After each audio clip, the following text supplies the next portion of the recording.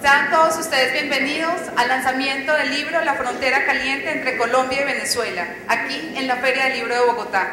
En tan solo una década se produjeron más de 30.000 homicidios en la zona fronteriza entre Colombia y Venezuela. A Colombia ingresan cerca de 1 millón de galones de gasolina de contrabando y este negocio mueve unos 500 millones de dólares por año. La frontera se ha convertido en una zona de guerra y en un baluarte de la ilegalidad y la impunidad, donde bandas criminales, guerrilleros y narcos tienen disparada la violencia. La reconfiguración criminal compromete no solo a estructuras binacionales, sino también a estructuras transnacionales, como las mexicanas y dominicanas, que se disputan palmo a palmo la frontera. A pesar de que ambos países están realizando acciones conjuntas en materia de seguridad, en la lucha contra el narcotráfico, dichas acciones han tenido un bajo impacto en las dinámicas locales de la ilegalidad. Este es el desolador panorama que muestra el libro La Frontera Caliente entre Colombia y Venezuela, una investigación dirigida por Ariel Ávila, coordinador del Observatorio del Conflicto Armado de la Corporación Nuevo Arcoíris, quien también es editor del texto publicado por la colección Debate de Random House Mondadori.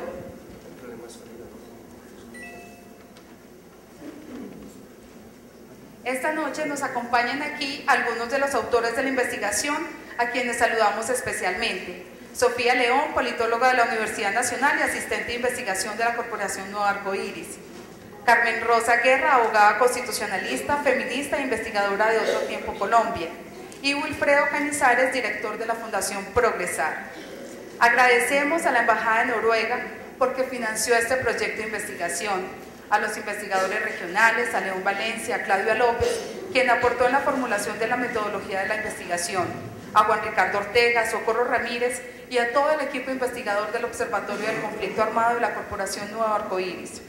El libro La Frontera Caliente entre Colombia y Venezuela es un descarnado retrato sobre cómo es la mafia y no los estados quienes tienen el control. Contrabando, armas, droga y muerte son el lugar común. Pero dejemos que sean nuestros invitados especiales quienes nos cuenten más acerca de la frontera caliente entre Colombia y Venezuela.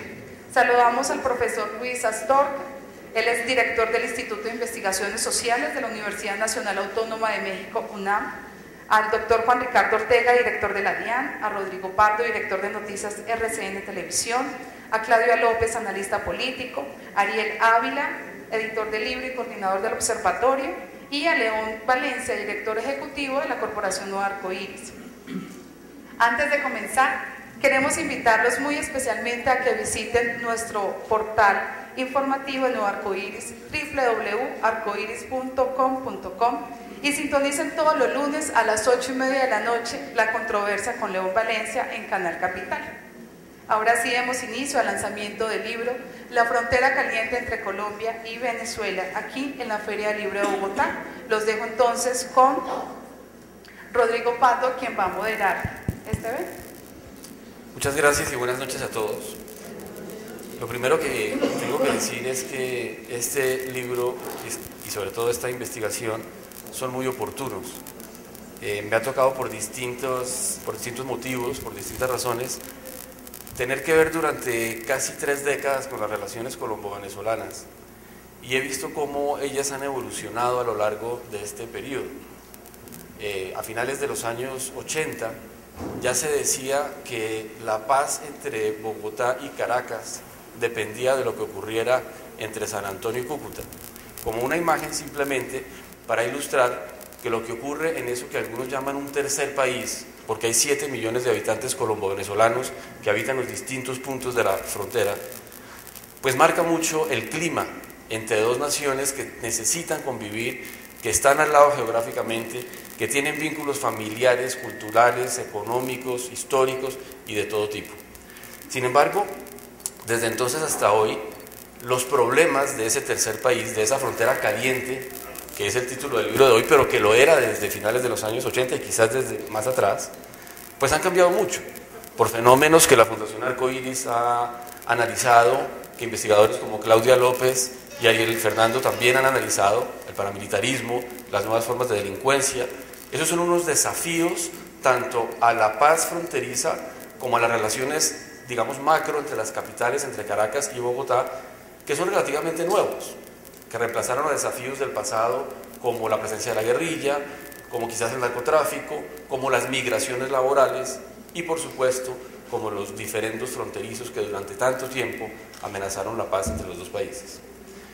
Dicho eso, vamos a tener este conversatorio con el ánimo de conocer un poco más de la investigación, un poco más a fondo del libro que estamos lanzando, pero por supuesto, como suelen ser todos los lanzamientos, con el interés de generar, tanto a ustedes como a las personas que se enteren a través de distintos medios de lo que hablemos esta noche, generar curiosidad e interés en la lectura de esta investigación que sin duda, repito, es muy importante y muy oportuna en estos momentos.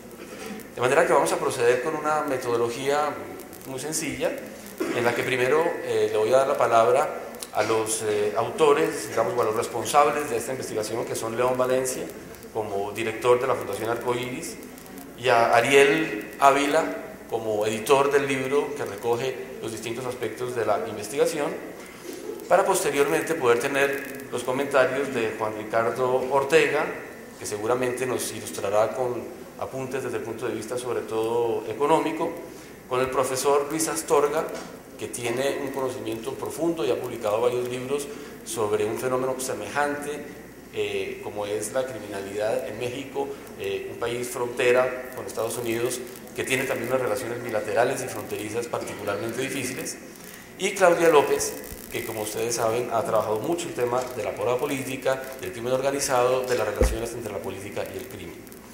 De manera que sin más preámbulos, quiero pedirle a León Valencia que nos explique brevemente cuál es el origen de esta investigación y un poco la forma como se llevó a cabo. Muy buenas noches y de verdad, nuevamente, muchas gracias por acompañarnos a todas las personas que hoy asisten y que año a año, cuando lanzamos estos libros en la Feria del Libro, que son producto de investigaciones largas, vienen a acompañarnos a hablar a veces de libros que son muy densos, que son muy complicados, pero que sentimos en el alma el acompañamiento cuando vemos a este generoso público que atiende la invitación de la Corporación Nuevo Arcoíris, de Random House Mondadori, que en los últimos tiempos ha tomado nuestros libros para publicarlos, y hoy tenemos unos invitados especiales. Agradecemos mucho a Rodrigo por esta labor de moderación. Él lo puede hacer porque realmente es una persona, digo yo, moderada, cosa que no somos en la Corporación Nuevo Arcoíris. Y pues desde México, Luis Astorga, que es una persona que ha estudiado bastante el tema de México, y bueno, ahora la desgracia y la tristeza, digamos, de México es que está recorriendo caminos que nosotros hemos recorrido, que no hemos dejado recorrer, pero que los hemos recorrido aquí en Colombia, y el intercambio con él es fabuloso para nosotros y va a ser, digamos, una aventura intelectual que la hemos tenido en otros sitios, pero que la vamos a ahondar a partir de esto. Juan Ricardo, que tiene una responsabilidad importante en el gobierno nacional, en un tema crucial como el contrabando, en el caso de Venezuela y Colombia, que es una de las cosas que se relatan mucho en este libro. Bueno, a Claudia, que es de la casa, que no queremos dejarla ir, que está ahora haciendo un doctorado en Estados Unidos, pero que nosotros cada que tenemos oportunidad la invitamos a que nos acompañe, porque fue fundadora de este observatorio de la Corporación Nuevo Arcoíris. Bueno, a los investigadores, Ariel, que los encabezó, y a los investigadores que están presentes, que tuvieron también la valentía de hacer estas investigaciones siempre a nosotros pues nos dan satisfacción, porque generalmente tienen un impacto en el debate público nacional, pero también se devuelven en a veces problemas para nuestros investigadores, amenazas y normalmente controversias muy duras de parte de las personas o de los sectores o de los grupos que aparecen en estos libros. Esta investigación, yo solo quiero presentarla, tuvo dos motivaciones importantes. Una, en el 2007 se presentó la muerte de 11 personas en la frontera. Ese fue un asesinato atroz de 11 personas en la frontera entre Colombia y Venezuela, en el norte de Santander, cerca a Cúcuta. Y el gobierno colombiano, pues el gobierno venezolano dijo inmediatamente que eran unos que habían matado a unos paramilitares que se habían infiltrado, que estaban infiltrados en Venezuela, e inmediatamente el gobierno colombiano dijo que eran unos ciudadanos inocentes que pues los habían matado en Venezuela, y se responsabilizaron mutuamente los dos gobiernos. Nosotros en Arcoíris nos fuimos a indagar qué había pasado, solo para saber cómo estos dos gobiernos se estaban enfrentando por un caso, y encontramos que ninguno de los dos gobiernos tenía razón. 11 personas habían muerto a manos de un grupo del ELN.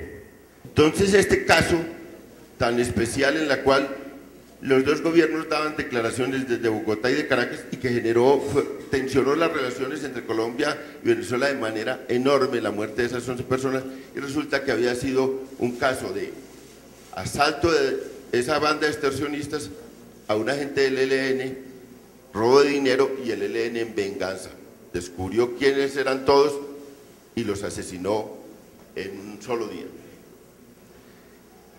A nosotros nos llamó mucho la atención eso, y dijimos, bueno, necesitamos una información más veraz, más independiente, que le dé herramientas ciertas a los gobiernos y que pueda disminuir las tensiones por hechos que no deberían suscitar ninguna tensión, sino la preocupación de los dos gobiernos para resolver este tipo de casos. Luego ocurrió un hecho también, aquí está Juan Ricardo Ortega, que un día me llama Juan Ricardo Ortega, estaba en Santa Marta con un grupo de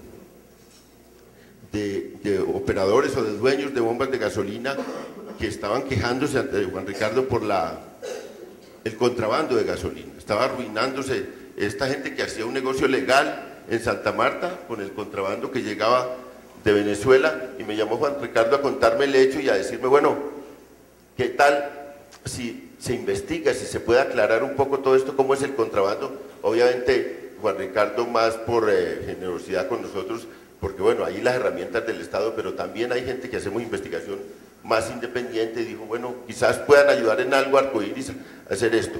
Esta investigación tuvo esas dos motivaciones, y fuimos pues a proponerle al gobierno noruego, a la embajada noruega y a la cooperación noruega, a que nos ayudara, a que nos diera un apoyo para esta investigación. Generosamente aquí está el representante del gobierno noruego, nos dio esa ayuda para hacer esa investigación. Tenemos también el propósito, por las mismas motivaciones, de hacer una investigación también con apoyo del gobierno noruego, que vamos a desarrollarla en el próximo año y medio.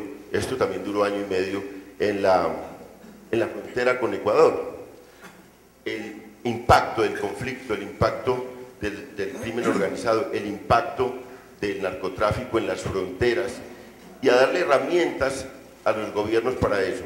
Este libro recoge entonces una parte de la investigación, no sé cuánto el porcentaje, pero es un porcentaje menor al que logramos investigar y del que tenemos que hacer más corroboración, pero queremos entregarle esto, la investigación más densa y un poco más confidencial, a los dos gobiernos, para ayudarles también a que tomen medidas en la frontera conjuntamente para buscar, digamos, distensionar la frontera y resolver temas duros en la frontera. Bueno, las cifras que acaban de oír ustedes son escandalosas, simplemente escandalosas, en una población de lado y lado de 7 millones de habitantes. Si contamos los dos lados de la frontera, pues hay 30.000 homicidios en 10 años, es una cifra pues que desborda todos los promedios. 1 millón de barriles calculamos ahí de contrabando de gasolina, pero ahora van a ver en el libro de cómo se desprenden las rutas de narcotráfico hacia el norte, hacia Estados Unidos y Centroamérica, pero también hacia África y hacia Europa. Lo que está ahí en la frontera es un gran problema, Y también la inhibición de los estados, hay responsabilidad de los dos estados en eso, muchas veces la inhibición de los estados para ponerle coto a esto, hay una cooptación de la institucionalidad del lado y lado de la frontera por parte de este crimen organizado, un hecho del cual recogimos muchos testimonios que se los vamos a dar a los dos gobiernos sobre la presencia ya de carteles mexicanos y de presencia extranjera en esa frontera, que son cosas que, hombre, más en Venezuela que aquí se rumoran y se hablan, pero que no hay todavía una fuente de investigación. Nosotros, claro, hacemos una investigación académica, nosotros no hacemos una pesquisa judicial, esas investigaciones siempre tienen muchas limitaciones. Yo siempre le advertí al general Naranjo, con que compartí muchas de estas investigaciones, pues esto se hace desde las ciencias políticas y sociales, se hace con investigadores que tienen un perfil académico, no es una investigación policial, no es una investigación desde la criminología, pero aportan a ver el contexto, muestran el sentido. Yo muchas veces he repetido este ejemplo de los acercamientos tan diversos que tenemos a veces desde el Estado y desde la investigación que hacemos nosotros. En un debate, muchos habrán oído este ejemplo porque lo he puesto muchas veces, en una conversación con los 10 investigadores de inteligencia del general Naranjo y el equipo de la corporación, decíamos cómo podíamos ayudarnos y nos reclamábamos mutuamente, bueno, es que ¿cómo sacan ustedes esas cifras? ¿Cómo sacan esas conclusiones ustedes?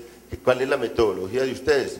Y tomamos un caso, yo tomé un caso, el caso del atentado a Víctor Carranza en los Llanos Orientales. ¿Cómo lo describía la policía desde su perspectiva criminológica? Entonces decía, bueno, un intento de secuestro y 2 homicidios. En cambio, ¿cómo lo registraba ese hecho, ese mismo hecho arcoíris, en su proceso de acercamiento a eso? El enfrentamiento entre 2 grupos de poder, Cuchillo, Carranza, por el territorio, por las rentas, por el poder local, con repercusiones en toda la región. Ese hecho, que tuvo ahí 2 muertos y un intento de secuestro, había producido después 17 muertos en Bogotá en el enfrentamiento entre estos 2 grupos. Entonces nosotros le hacíamos el seguimiento desde la perspectiva del conflicto de las ciencias políticas y sociales, desde una perspectiva distinta, y lo veíamos como enfrentamiento de grupos de poder y de estructuras criminales grandes en un territorio. Y eso pues nos daba otra perspectiva. Era cierto lo que decía la policía, pero también nosotros tenía mucho sentido.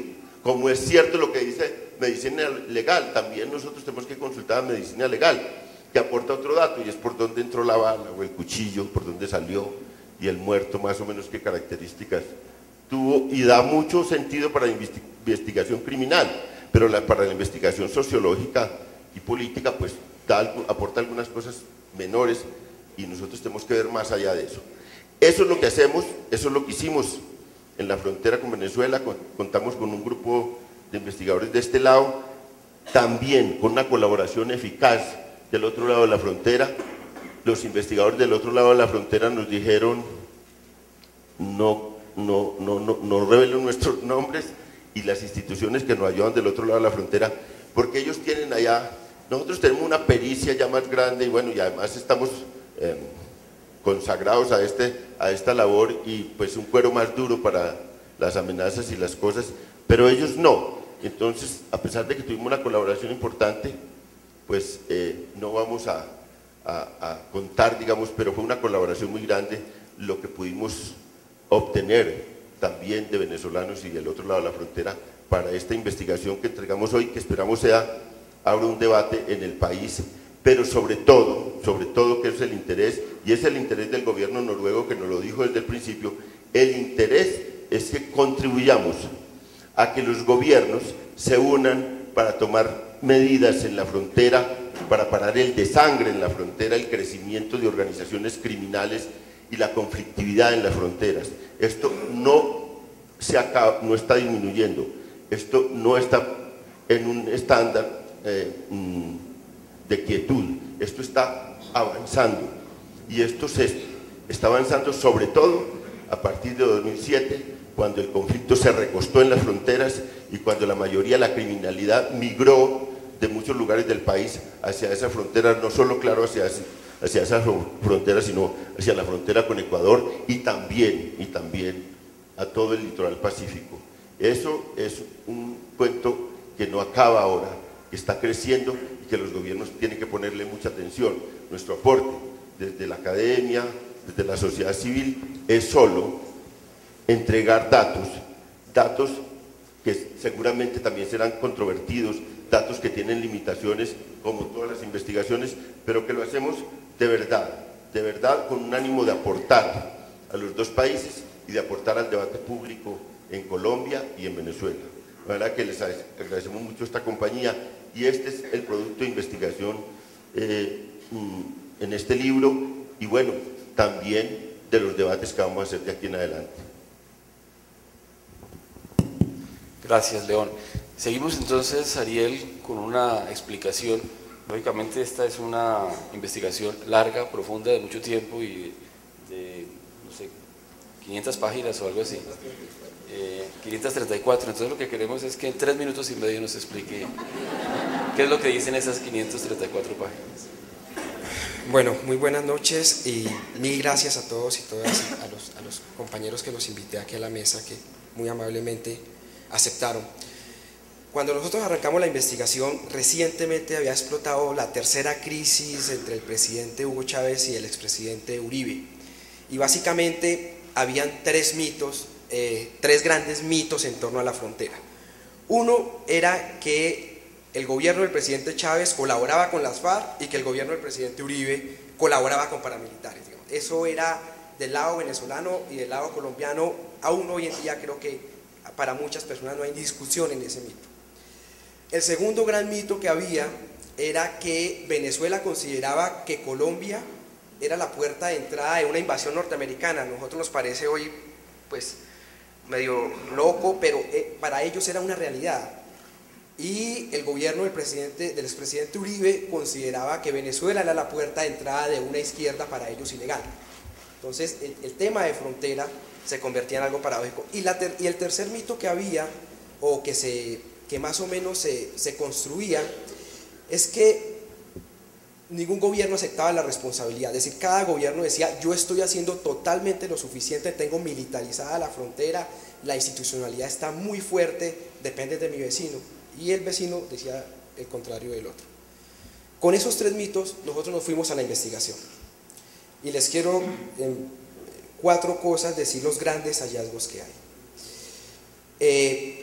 Sobre el primer mito, que el gobierno venezolano colabora con las FARC y que el gobierno colombiano, el expresidente Uribe, y aún hoy en día se acusa, colaboraba con paramilitares. Nosotros nos encontramos una realidad un poco diferente. Efectivamente nosotros encontramos algún tipo de preferencias, es decir, sectores del oficialismo venezolano efectivamente tenían una visión romántica de las guerrillas y efectivamente sectores colombianos y la oposición venezolana veía en los paramilitares una posible salida en caso que pasara algo. No era muy claro, pero la realidad local era bastante compleja. Nos encontramos, por ejemplo, que el grupo que domina gran parte de la frontera son los rastrojos. Dominan la Alta Guajira, dominan norte de Santander, ahora una guerra muy fuerte con los urabeños, por eso el aumento del homicidio, Cúcuta tiene una tasa de homicidio ya en 53 por 100.000 habitantes, pasando de 36. El segundo grupo más fuerte era el ELN, que dominaba como un estado, eso era un estado de facto, la frontera de Apure y de Arauca. Y miren esta casualidad, ese fortalecimiento del ELN no era derivado de ninguna asistencia del gobierno venezolano, aunque claro que hay corrupción y bastante en la zona, pero era que el ELN se alió con el ejército colombiano para combatir a las FARC. Eso, la revista Semana, ustedes vieron las grabaciones, y eso llevó a que el ELN se posicionara muy fuerte en esa frontera. Y el tercer grupo ya eran las FARC, digamos, que controlan parte del Perijá, donde se mueve Iván Márquez, y parte del Catatumbo, donde se mueve Timochenko. Y encontrábamos que alcaldes oficialistas le pagaban cuota a los rastrojos, o alcaldes de oposición del municipio de La Paz le pagaban cuotas a los grupos guerrilleros sin ningún problema. Es decir, la explicación era mucho más un tema, llamémoslo, de dinámicas locales. Era la primera. Lo segundo, que es el segundo gran hallazgo, es que La pregunta es, ¿y esto cómo llegó allá? Digamos, es como la situación. Y en esto sí soy bastante crítico, por eso Rodrigo Pardo está moderando, que es muy moderado, pero en esto soy muy crítico, y es que hubo una especie de tolerancia de ambos lados del gobierno. Mire, en el caso, por ejemplo, de Venezuela, nos encontramos que en 2 ocasiones, en 2001, Manuel Rosales, ex candidato a la presidencia de la oposición venezolana, se reunió con alias el Iguano. El propio Iguano lo ha confesado ya en versiones libres. Nosotros entrevistamos a varios asesores de él. Y encontrábamos que hubo un intento de acercamiento para los grupos armados ilegales de oficialismo y de oposición, un poco para tomarlos como retaguardia en caso de una disputa muy fuerte, y el problema se les salió de las manos. Es tal vez la gran conclusión que hay. Llegó un momento en que eso se les salió de las manos. El Frente Bolivariano de Liberación, inicialmente aliado del ELN, ahora está disputando la frontera con la PUC. Y del lado colombiano, lo que nosotros notamos es que la penetración paramilitar, la cooptación institucional fue tan amplia que aún hoy en día esos enclaves siguen muy fuertes. Mire, el caso del contrabando de gasolina, que llega a Santa Marta, llega a Medellín. Eso no pasa por trochas, es decir, eso no, y no llueve, pues, eso pasa por las troncales del Caribe, pasa por las grandes vías de comunicación. Entonces los niveles de corrupción que tenemos son bastante fuertes en el tema, por ejemplo, de policía de carreteras, en ese tema de contrabando de gasolina. Entonces hay un enclave todavía, que Claudia ahora me decía, ese concepto de Estado virtual mafioso es muy fuerte, me decía. Claro, efectivamente, es un concepto de un fiscal venezolano, español, se llama José Grinda, es fiscal anticorrupción. En uno de los cables de Wikileaks, además ustedes lo pueden leer, el tipo le decía más o menos a la embajada americana, hablando de Europa del Este, que hay acciones en el Estado de Europa del Este donde usted no puede distinguir de la acción de una estructura criminal de una, llamémoslo así, de una institución, de un Estado. Y citaba al comandante de la policía rumana, que más o menos decía en chiste que otros países tenían crimen organizado y mafias, pero que en Rumania la mafia tenía el país. Entonces citaba y mostraba, por ejemplo, nosotros notamos el caso de la policía zuliana, que allá son policías municipales, no es la Policía Nacional de acá. Eso, perdónenme la expresión, eso es un nido de ampones. Como el caso de la Guardia Nacional venezolana, hay mucha tolerancia porque es una Guardia Nacional que siempre fue muy de derecha y que el chavismo le ha dado mucha rienda suelta, y ellos se rifan quién va para la frontera porque se hacen ricos. Igual pasa aquí con la policía, se rifan quién va para Maicao. Entonces el gran dilema era que había una corrupción. El tercer hallazgo fue este: cuando fue la Revolución Cubana en el 59, Fidel Castro llega al poder y saca de un tajonazo toda la burocracia y monta la burocracia de él. Eso llevó a que Cuba fuera casi que inviable durante 10 años, que estaba formando toda su burocracia. En Venezuela, después del golpe petrolero, llamado paro petrolero, como lo quieran llamar, pasó algo similar. El oficialismo intentó sacar toda la burocracia, no pudo. La oposición que controla Zulia y Táchira, no Apure, Apure sí es controlado por el oficialismo, no dejó sacar toda la oposición, y eso se tradujo en que no había gobernabilidad, o no hubo gobernabilidad durante varios años, y efectivamente por ahí se mezcló mucha, llamémoslo así, mucha estructura criminal por medio de la corrupción.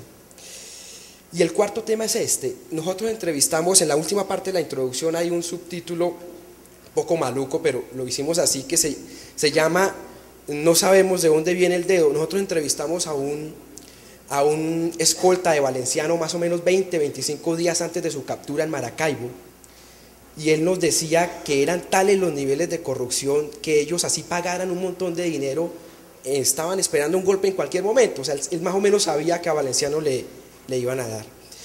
Y el problema fue que este conflicto le llegó a Venezuela, y Venezuela no tiene la institucionalidad como para combatirlo. Justo Pastor Perafán fue capturado en 1999 en Táchira.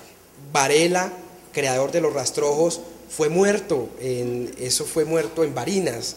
Valenciano fue capturado en Maracaibo, porque el proceso de sedulación que hizo el gobierno Chávez, que ellos llaman de nacionalización de más de 2 millones de colombianos en el año 2004, permitió que una gran cantidad de testaferros del desaparecido Cartel del Norte del Valle, del Bloque Norte, de las AUC, pasaran a Venezuela, como también guerrilleros de la FARC y guerrilleros del ELN.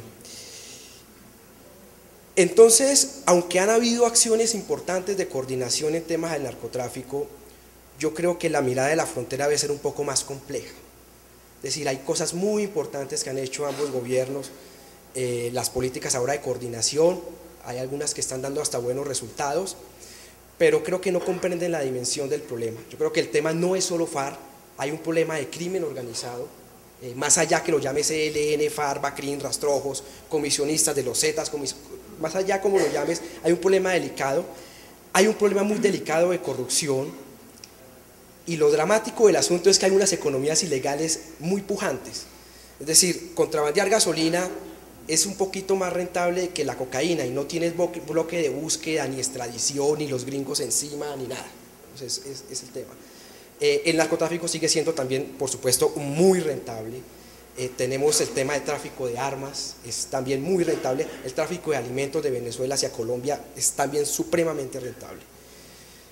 Quiero terminar con dos cosas. Uno, esto es un aporte a la investigación.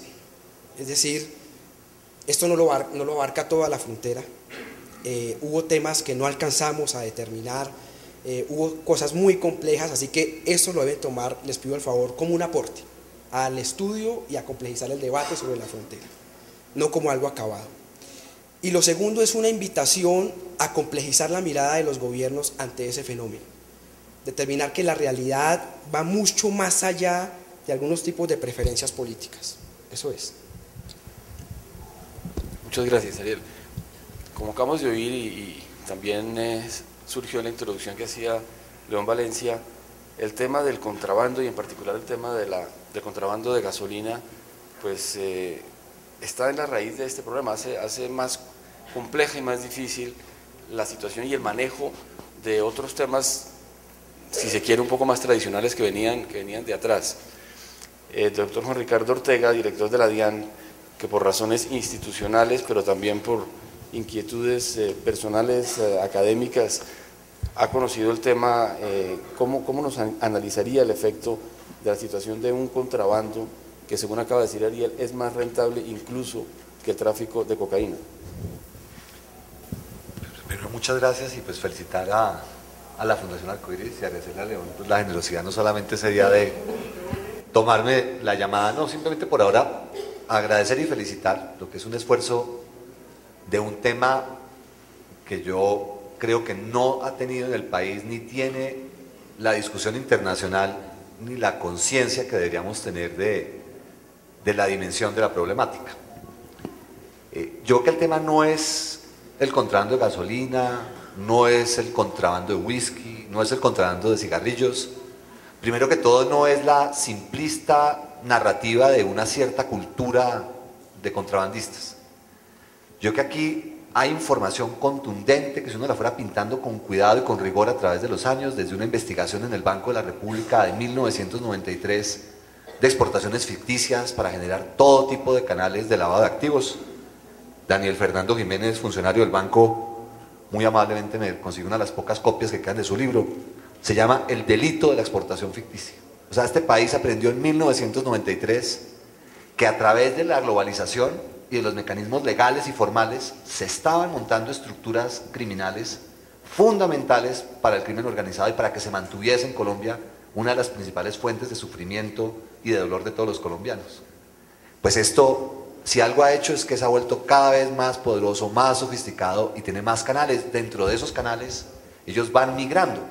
Las exportaciones ficticias hoy en día son contundentes, que el crecimiento del 2002 al 2008 de las exportaciones a Venezuela, que llegan a casi 8.000 millones de dólares, y por razones que yo no logro entender como colombiano y como economista, no nos pusimos a entender qué había detrás de eso, qué actividad económica, qué empleo, qué empresas, para descubrir hoy en día que gran parte de eso fue un fraude, que son simplemente mecanismos contables para traer los recursos del lavado al país, donde de manera inexplicable la DIAN aprobó 600 comercializadoras internacionales para poder generar exportaciones de papel a Venezuela, además beneficiarias de devoluciones de IVA lo que hace aún más rentable, porque exportaban papel y recibían 16% de reembolso por parte del Estado colombiano, donde tienen agencias de aduana, donde tienen operadores de transporte multimodal, donde tienen empresas de transporte, con unos crecimientos de inversiones mexicanas que han pasado a tener más de 400 camiones en el país. Lo que tú tienes es una migración de actividad criminal que va viendo cualquier fisura de la institucionalidad y va mutando para poder encontrar formas de traer recursos ilícitos al país en volúmenes que yo creo están subdimensionados. Solamente la cifra del año pasado de su facturación en importaciones nos está dando un crecimiento importante, que llega a ser casi 15% de la actividad comercial y que nos da una cifra de 6.000 millones de dólares al año. Whisky, donde de manera que uno no logra entender, se aprueba un duty free en Ureña, en toda la frontera hay una empresa que tiene la capacidad de distribuir whisky de la mejor calidad, de duty free, del cual hemos cogido ya 2 tractomulas llenas, que sabemos la procedencia por colaboración de las casas matrices, y donde tenemos pruebas de que llegan por lo menos en whisky 1 millón de cajas de contrabando, son 9 millones de litros. Eso es más de 2 veces todo lo que se importa legalmente, más de 180 millones de dólares al año de impuestos. Alguien está haciendo esas operaciones que son todas en tractomulas, son unos volúmenes enormes que se distribuyen por todo el país y le están moviendo cigarrillos, más de 200 millones de cajetillas, están moviendo arroz, en una cifra que en este momento escapa, pero son millones de toneladas. Están metiendo, también ahorita encontramos leche, y tenemos una enorme preocupación porque estamos encontrando productos falsificados de la China que llegan a Panamá y se introducen vía Venezuela o vía turbo, que están empezando a permear muchos de los mercados locales. Y viene una medida venezolana muy importante, que es un límite a los precios de todos los productos de consumo básico, donde las cuchillas Gillette, los champús, los desodorantes, van a tener un diferencial de precio que puede ser del 30% entre Colombia y Venezuela. Entonces, el que continúen esas oportunidades económicas y existan las estructuras criminales que se lucran de esos arbitrajes para lavar dólares del narcotráfico o de todas las actividades ilícitas que se realizan y además son lucrativos, yo creo que estamos generando una complejidad del problema que lo hace uno temer, que el tema es de largo plazo si no se logran desmontar las estructuras económicas que garantizan el lavado. El año pasado, por una azafata muy diligente de una aerolínea nacional, a alguien viniendo de México, le encontraron 4 millones de dólares en efectivo. Era del cartel de Sinaloa. Igualmente se cogió en Bucaramanga un joven que por su sudor profuso llevaba un morral lleno de lingotes de oro en Bucaramanga, oro mexicano. Las cifras de exportación de oro en Colombia han crecido a 2.500 millones de dólares. Hay 10 millones de toneladas claras conocidas, hay 67 millones exportadas. Hemos exportado cobre por turbo. Quienes conozcan el puerto de Turbo, eso querría decir que alguien levantó las toneladas a pulso de cobre para poderlas llevar en una barcaza para que en mar abierto se cargaran en un barco. O sea, la dimensión de esto, en mi mente, creo que está totalmente subdimensionada en la discusión nacional. Y el contrabando no es un tema como se ha trivializado en Colombia, que es la cultura del San Andresito, o de comprar algo barato, o de una cultura supuesta que existe. Estas son estructuras criminales que utilizan una laxitud del país como un todo en este tema. Y yo no creo per se que la captura de las instituciones, pero sí la total captura de las fisuras de las instituciones. Si usted mira las intersecciones, lo que aprueba uno y lo que aprueba el otro, ahí el Estado colombiano es brutalmente vulnerable. Y les doy 2 ejemplos y con eso simplemente les ilustro para continuar el diálogo. La aprobación de un puerto en Puerto Nuevo, en La Guajira, es un proceso que inicia en el INCO, que sigue en el Ministerio de Transporte, que termina en la DIAN. Y son procesos que se van documentando en papel, son unos cartapacios de este tamaño, lleno de formas, donde los papeles todos se chulean y todos se cumplen. Y todos dicen, ah, ese chuleó y cumplió, yo chulé y cumplí, apruebe.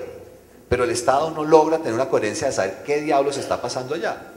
Puerto Nuevo no existe, ¿no? No hay una reja, no hay un muelle, pero están ingresando más o menos 60.000 toneladas de carga por ahí, que obviamente nadie sabe qué es, porque no hay ningún mecanismo de control, porque literalmente no hay Estado.